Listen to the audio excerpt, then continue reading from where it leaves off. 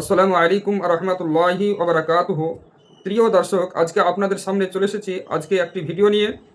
আজকের আলোচনা হচ্ছে আমরা যে নামাজ পড়ি জোহর, আসর, মাগরিব, এশা, সে বিষয় নিয়ে আলোচনা। তো ফজরের নামাজ সর্বপ্রথম কোন নবী পড়েছিলেন?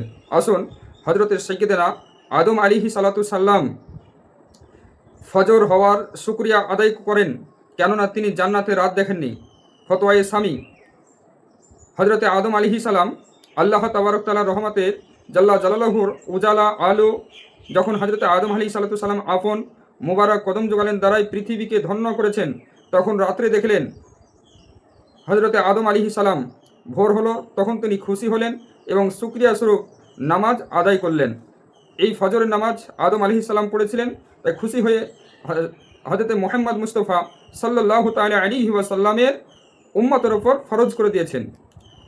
জোহরের নামাজ হজরতে সৈয়দনা ইব্রাহিম খলিলুল্লাহ আলিহি সালাতু সাল্লাম আপন সন্তান হজরতে ইসমাইল আলিহি সালামকে যখন কুরবানি করেন, তখন তিনি প্রাণে বেঁচে যাওয়ার এই দুম্বা কুরবানি দেওয়ার শুকরিয়া জোহরের নামাজ আদায় করেন। তাহবি তখন হজরতে নবী পাক সাল্লাল্লাহু আলাইহি সাল্লামের উম্মতের ওপর এই জোহরের নামাজ ফরজ